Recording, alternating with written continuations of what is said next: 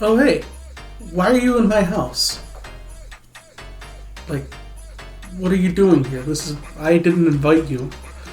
I would call the cops on you if I could, but quite frankly, this is a YouTube video, and I don't have too much jurisdiction. Well, what was I doing beforehand? I was just reading a very important story. You see, over here at the Untitled Sickos Project, we like to do a little preparation for the holiday. No, not Christmas, you stupid fuck. I'm talking about Turkey Day. I mean, 3 football games and then a Black Friday game?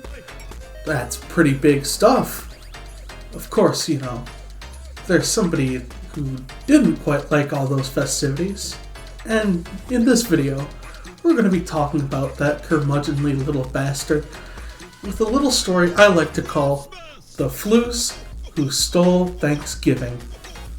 How the Floos Stole Thanksgiving. Everyone in Motown liked Thanksgiving a lot, but the Floos, who lived just north of Dallas, did not. The Floos hated Madden, the whole of Thanksgiving. Now please don't ask why. Why it isn't given. It could be, perhaps, that his deep lay too light. It could be his head wasn't screwed on just right. But I think the most likely reason of all may have been that his clock was 2 timeouts too small. But whatever the reason, his clock or his shoes, he stood there in Frisco, that miserable Floos, staring down on the field with a sour floosy frown at the Kansas City Chiefs coming to town. For he knew every player from KC beneath was busy now running a route underneath.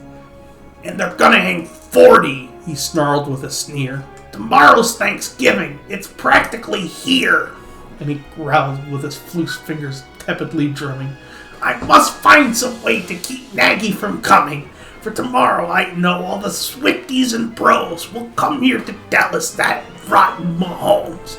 And then, oh the throws, oh the throws, throws, throws, throws. There's one thing I hate.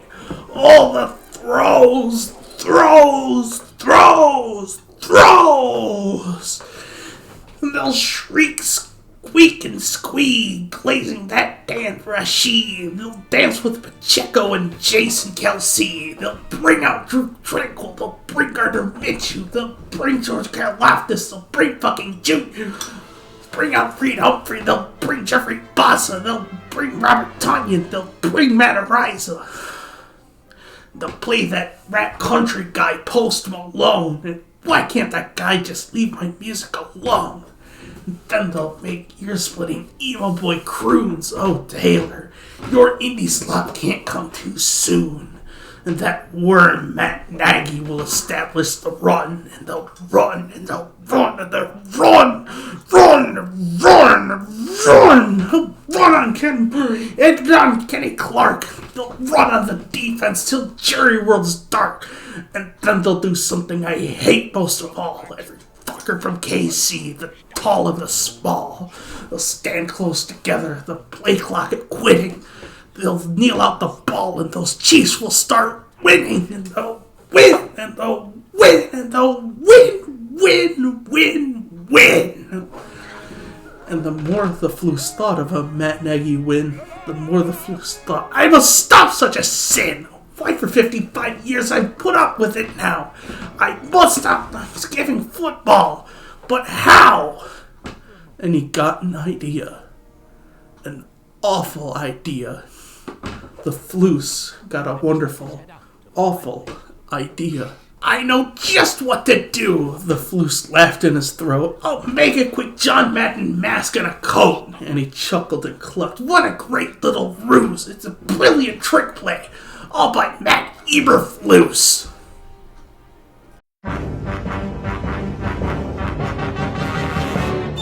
Shit, what? Mr. Floos, really are the worst. You're as funny as Dave Portnoy. You're as humble as Fred Durst. Mr. Floos.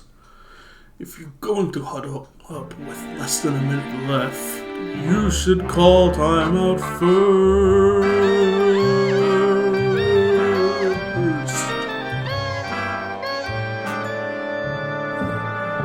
your master, Mr. Floos. Your brain lacks a cell. Your scheming's rather pungent. Your zone's sick on a smell, Mr. Floos.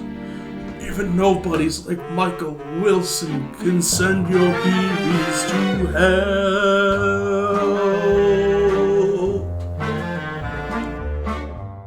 All I need is Pat Summerall! The Floos looked around, but since Summerall's dead, there was none to be found. Did that stop the Floos? The Floos simply said, "If I can't find a Pat, I'll fake one instead." So he took his friend Dak, and he took some black thread, and he tied a big hat on top of his head, and he loaded some bags in an old empty sack on a tackling sled, and he whistled for Dak. Then Floos said, "Here we go!" And the sled did the same. Towards the end, where the Chiefs lay snooze for the game, all their windows were dark, and the moon was there. All the Chiefs were all dreaming sweet dreams without care, when he came to the first hotel room of the square. "This is stop number 1, Matt Eberflus hissed, as he slinked through the door, empty bags in his fist. Then he slid through the doorway, for it was quite loose. It seemed this thing was too easy, even for the Floos. He got stuck only once, but a timeout would do, and the warning for 2 minutes sparkled through. Where old Andy Reid's game plans hung all in a row. "Spagnuolo," he Floos, "is the first thing to go." Then he bumbled and lunged with a smile most unpleasant, and he stole the whole staff, even took Porter Ellett. Colin, Rod Wilson, Dave Merritt, Chris Orr, DeLeon, Andy Peck, Embry, and more, and he stuffed them in bags, and the Floos all be snoring, just all the bags slopping on the door hinge.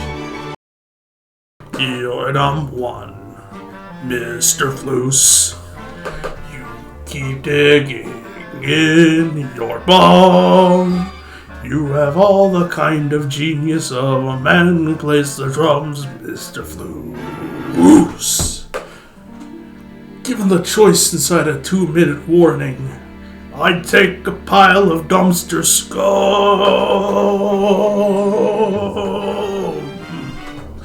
You're nuts, Mr. Floos.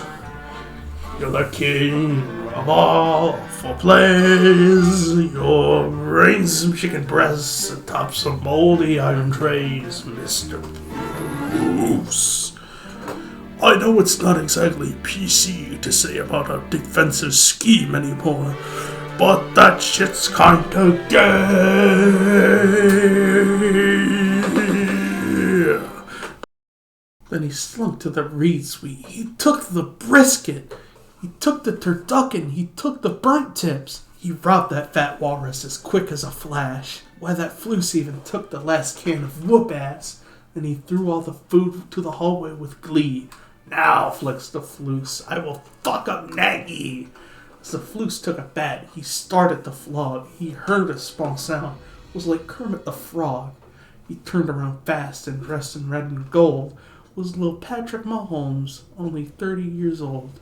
He stared at the Floos and said, "John Madden, why? Why are you beating up Matt Nagy? Why?" But you know, that old Floos was so smart and so slick. He thought up a lie, and he thought it up quick. The old Floos Madden chuckled, "Now here's a guy who can do a lot better than this plan of mine, so I'm giving the job back to Reed. You'll go far. Just look how it worked for my buddy Brett Favre." And his fib fooled the frog, and then he patted his head, gave a bottle of Heinz, and sent him back to bed. And when Patrick Mahomes was in bed with ketchup, he brought out his hammer and fucked Nagy up. On their walls he left nothing but Waffle House coupons.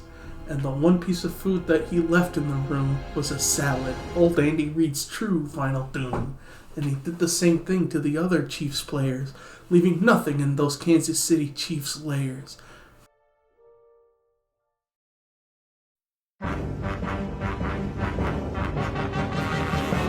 You nauseate me, Mr. Floos. How did you become the boss?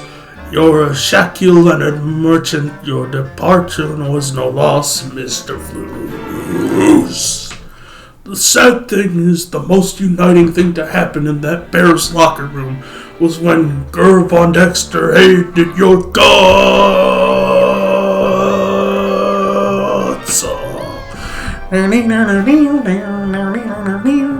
You're incompetent, Mr. Flus. You're useless, spineless cog. Your play calling is almost as efficient as a truck, Mr. Flus. The three words that best describe your coaching are as follows, and I quote, shit, ass,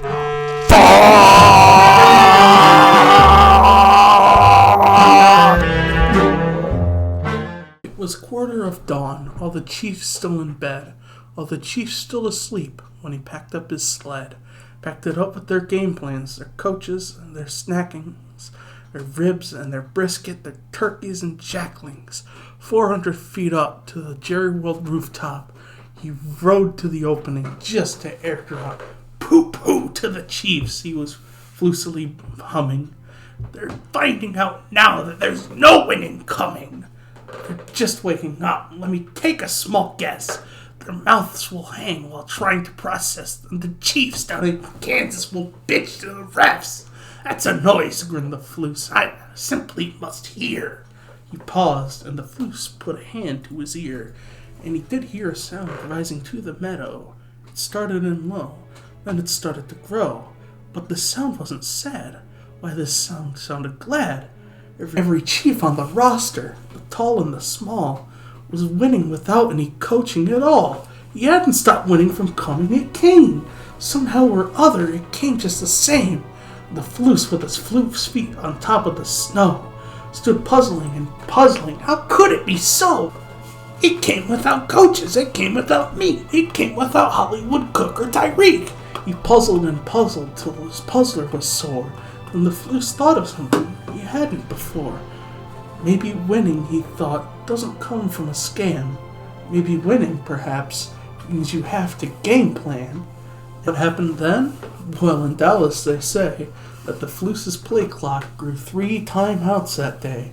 And the true meaning of Madden came through, and the Flus found the strength of 10 Cowboys plus 2. And now that his clock didn't feel quite so tight, he whizzed with his load through the bright morning light. With a smile to his soul, he descended Mount Jerry. Cheerily blocking, the scene was quite merry. He rode to the sidelines. He brought back their beef. He brought back the brisket to old Andy Reid. He brought back their Tubin, their Pinkston and Melvin. He brought back their Spagnuolo and Nagy and Cullen. He brought everything back but the dub for the Chiefs. And the Flus got himself the leg MVP. The end. Boy, wasn't that a great story? Now, get out of my house before I call the cops. Although while you're still around, it'd be great if you could like, comment, and subscribe. It helps our channel grow. But seriously, I'm going to call 911 if you don't leave. Get the fuck out.